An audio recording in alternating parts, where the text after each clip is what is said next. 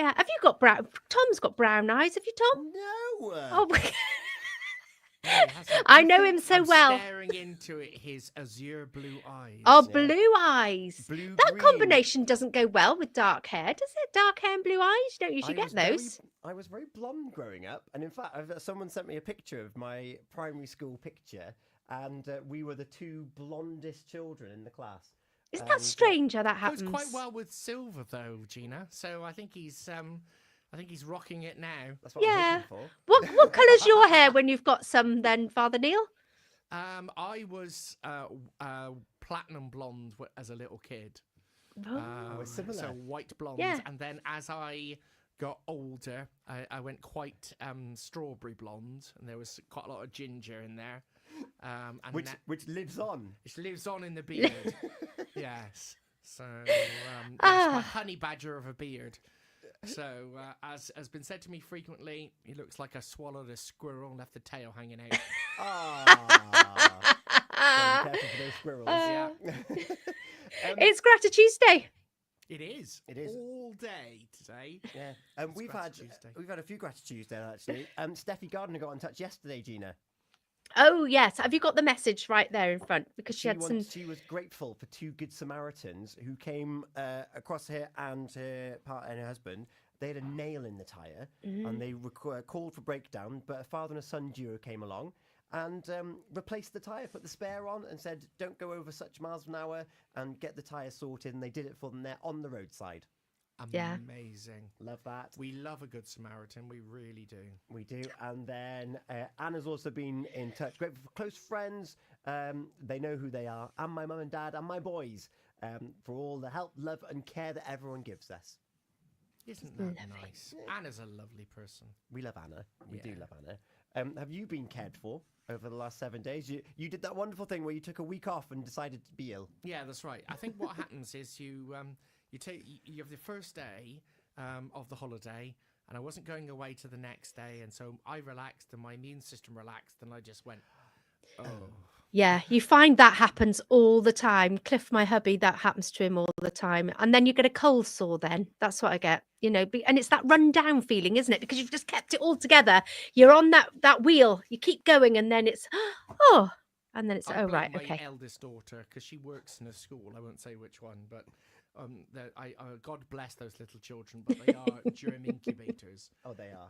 And she's worked in the school for 5 or 6 years now, and so she started to develop quite a high tolerance for this sort of stuff. But she then brings it home and casts her net widely across the household. So I ended up with a chest infection and in bed for 4 days. But I was cared for by the whole family. So yes, thank you very much. I am very grateful to my family for looking after me while I've been poorly, some of whom have been poorly themselves at the same time. Oh. And wasn't there some standout performances? You've even got a prop with us for people that have gone above and beyond just caring. Yes, that same eldest daughter. We had Chris Dingles on Sunday in church, and we've got Chris Dingles tomorrow in school. And so I was going to be spending quite a large amount of time on Saturday evening putting together 175 Chris Dingles to find that I come home and my daughter had done it. She sat in front of the rugby for 5 hours and just ploughed her way through all the Chris Dingles. So I've brought this Chris Dingle in for Studio One. For those of you who don't know what a Chris Dingle is, it was introduced by the Moravian Church to England in the 19th century, the early 1800s. At its heart, it's an orange, which has a red ribbon wrapped around it, candle stuck in the top, and 4 cocktail sticks with a sweetie on each of the cocktail sticks, although technically they're supposed to be dried fruit. And the orange represents the world, and the cocktail sticks represent the 4 seasons, and the gifts of the 4 seasons. And then the candle represents the light of Jesus over the whole world, and that ribbon represents the blood that he shed for us as he loved us. And I've been thinking all about Chris Dingles, and I'm very grateful actually for those who see themselves as that light in the world, as that little candle lighting the darkness. At the moment, whenever we walk out the door and it's raining and it's dark, or we turn on the radio or the television and we listen to the news, whether it's local, national or international, there are lots of things out there that are challenging us at the moment. Our local news here in Pembrokeshire, in the UK and internationally. But we mustn't forget to let our little lights shine.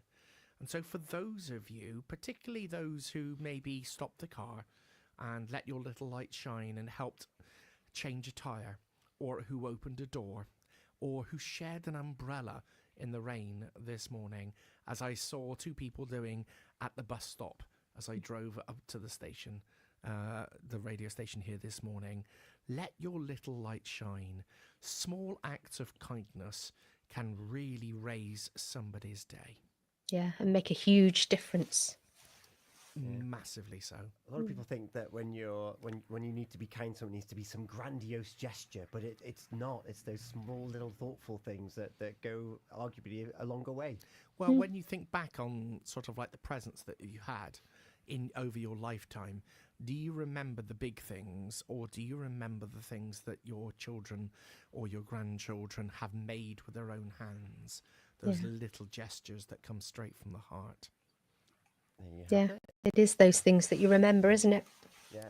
For those of you that are watching on social media at the moment, if you want to remind yourself of what Chris Dingle looks like, you've brought one in here.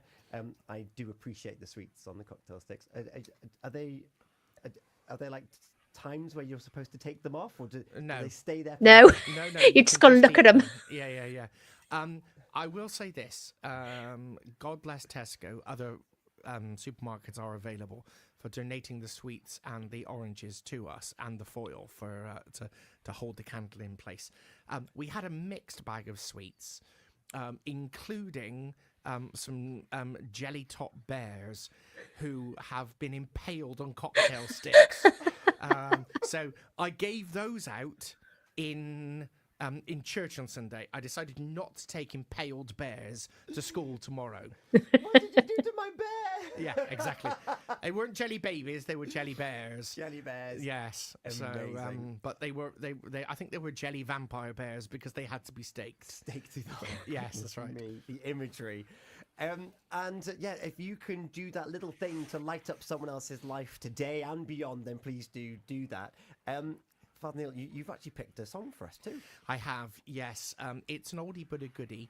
And You Light Up My Life by, what's her first name now? It was Pat Boone's daughter, the classic singer Pat Boone.